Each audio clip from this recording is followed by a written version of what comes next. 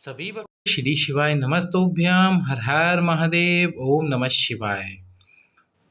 यदि आपकी इच्छा है दूसरी संतान प्राप्त करने की तो दूसरी संतान प्राप्ति के लिए कीजिए 11 रुद्रों वाला ये उपाय। लगातार आपको 11 सोमवार इस उपाय को करना है। यदि किसी सोमवार को ये उपाय ना कर पाओ तो अगले सोमवार को इस उपाय को शिफ्ट कर देना। और मनोकामना पूर्ति के लिए भी आप 1 कलश जल और 11 रुद्रों वाले इस उपाय को कर सकते हो। कैसे करना है आपको? यदि आपके एक संतान हो चुकी है और दूसरी संतान की आपकी कामना है तो इस उपाय को निश्चित रूप से कीजिए, दूसरी संतान की प्राप्ति होगी आपको। लगातार 11 सोमवार जब ये उपाय करोगे तो 5वें या 6ठे सोमवार को ही आपको इस बात की खुशखबरी प्राप्त हो जाएगी कि आप गर्भवती हो चुके हैं। 15 वर्ष, 20 वर्ष या 30 वर्ष भी बीत चुके हो, आपको निश्चित रूप से आपको संतान प्राप्ति होगी। तो चलिए सुनते हैं, समझते हैं कैसे करना है आपको ये उपाय। सोमवार के दिन सुबह सुबह आपको इस उपाय को करना है बेलपत्री के वृक्ष के नीचे।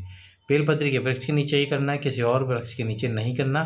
क्या करना है, वहाँ पर आपको एक छोटा सा कुंड बनाना है। कुंड यानी कि आपको जो मिट्टी है बेलपत्री के वृक्ष के नीचे वहाँ पर एक खड्डा खोदना है और छोटा सा, बिल्कुल छोटा सा कुंड बनाना है। इतना सा कुंड जिसमें आपका हाथ आसानी से जा सके और उसमें से आप पानी निकाल सके, बस इतना सा कुंड बनाना। और इस कुंड को आपको पहले रुद्र का नाम देना है जिनका नाम है कपाली।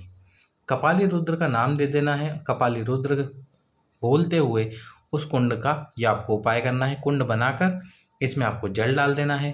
जल एक बार डालना ताकि सारा जल ज़मीन के अंदर चला जाए। दूसरी बार फिर से जल डालोगे, अगर जल ज़मीन में जा रहा है तो फिर से डालना। और इसके बाद में जब जल इस कुंड में रुकना शुरू हो जाए तब आपको जल डालना है। थोड़ी देर बाद आप देखोगे कुंड का पूरा जल साफ हो चुका है। अब इसके बाद में आपको इस कुंड के सम्मुख में खीर का प्रसाद बनाकर रखना है और कपाली महादेव या कपाली रुद्र से प्रार्थना करनी है कि इस खीर को स्वीकार करो। एक दीपक लंबी बाती का घी का प्रज्वलित कर देना है। इसके बाद में ये जो खीर आपने बनाई है इस खीर को अपने साथ ले लेना है और इस कुंड में से 3 बार जल का आचमन करना है। जो भी व्यक्ति उपाय कर रहा है उसको 3 बार कपाली महादेव या कपाली रुद्र के नाम से जल का आचमन करना है। आचमन यानी कि इसमें से जल भरना है अपने हाथ में और उस जल को पीना है। फिर दूसरी बार भरना है, फिर तीसरी बार भरना है। इस प्रकार से आपको इस जल को भरना है और जल को भरकर आपको ये उपाय करना है। लेकिन यदि आप मुझसे पूछो कि अगर जल गंदा हुआ यानी कि जल में मिट्टी हुई तो हम क्या करें, तो फिर आपको क्या करना है, बेलपत्री का ही वृक्ष हो उसके नीचे इस प्रकार से आप एक छोटा सा गड्ढा खोद लो और एक जो दीपक आता है बड़ा वाला, एक छोटा दीप आता है मिट्टी का, एक इससे बड़ा दीप आता है, उस दीपक को इस कुंड के अंदर रख दो। इस प्रकार से जब आप दीपक को कुंड के अंदर रख दोगे और फिर कपाली रुद्र का नाम लोगे तो इसके बाद में वो दीपक और कुंड कपाली रुद्र कपाली महादेव कहलाएंगे। इसके बाद में आपको उस जो दीपक है बड़ा वाला मिट्टी का दीप उसके अंदर जल डालना है। उसमें जल डालोगे तो उसमें जल डालने पे जल गंदा नहीं होगा, उसमें मिट्टी नहीं मिलेगी। तो इस प्रकार से आपको वो कुंड खोद कर उसके अंदर एक मिट्टी का बड़ा वाला दीपक रख देना है। फिर उसमें जल डालना है और उसमें जल से आचमन कर लेना है। एक दीप प्रज्वलित करना है और साथ में कुंड के सम्मुख में आपको खीर का मीठा प्रसाद बनाना है। इस प्रकार से इस उपाय को करना है लगातार 11 सोमवार। पहले रुद्र का नाम है कपाली, दूसरे रुद्र का नाम है पिंगल, तीसरे रुद्र का नाम है भीम, चौथे रुद्र का नाम है विरूपाक्ष, 5वें रुद्र का नाम है विलोहित, 6ठे रुद्र का नाम है शास्ता, 7वें रुद्र का नाम है अजपात, 8वें रुद्र का नाम है अहिशु, 9वें रुद्र का नाम है शंभु, 10वें रुद्र का नाम है चंड और 11वें रुद्र का नाम है भव। इस प्रकार से प्रत्येक सोमवार 11 रुद्रों के नाम से आपको ये उपाय करना है। वीडियो को यदि अभी तक लाइक नहीं किया है तो लाइक करके चैनल सब्सक्राइब कर दो। वीडियो को अधिक से अधिक लोगों के पास में शेयर कर दो। दूसरा जो उपाय है वो मनोकामना पूर्ति उपाय है। क्या करना है आपको, आपके हाथ पर, आपका ये जो हाथ है इस हाथ पर आपको एक सफ़ेद आंकड़े का पुष्प रखना है। किसका रखना है, सफ़ेद आंकड़े का पुष्प रखना है।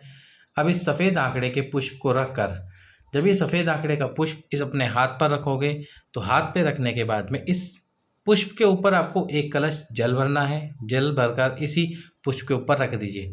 अपने घर से बाहर की तरफ निकलिए। अब जब आप मंदिर में पहुंच जाएंगे तो आपको इस कलश से भगवान शंकर की आरती उतारनी है। शिव जी के या तो सम्मुख में खड़े हो जाओ उत्तर दिशा में, या पीछे की तरफ दक्षिण दिशा में खड़े होकर वहाँ से आपको शिव जी की आरती उतारनी है। पर ये उपाय सबसे बढ़िया करने के लिए है सामने से, यानी कि यहाँ से जब आप उत्तर दिशा में खड़े हो, जिस तरफ जलाधारी है, इस प्रकार से हम पूरा कलश शिव जी पे से घुमा सकते हैं। क्योंकि दक्षिण दिशा से घुमाना आसान नहीं होगा, आरती अच्छे से नहीं हो पाएगी, तो आपको उस कलश से आरती उतारनी है। इस प्रकार से आरती उतारिए। एक बार कलश घुमाओगे, एक रुद्र का नाम लोगे, दूसरी बार कलश घुमाओगे, दूसरे रुद्र का नाम लोगे। इस प्रकार 11 बार उस कलश से आपको आरती उतारनी है, और कलश से आरती उतार कर 11 रुद्रों का नाम लेना है।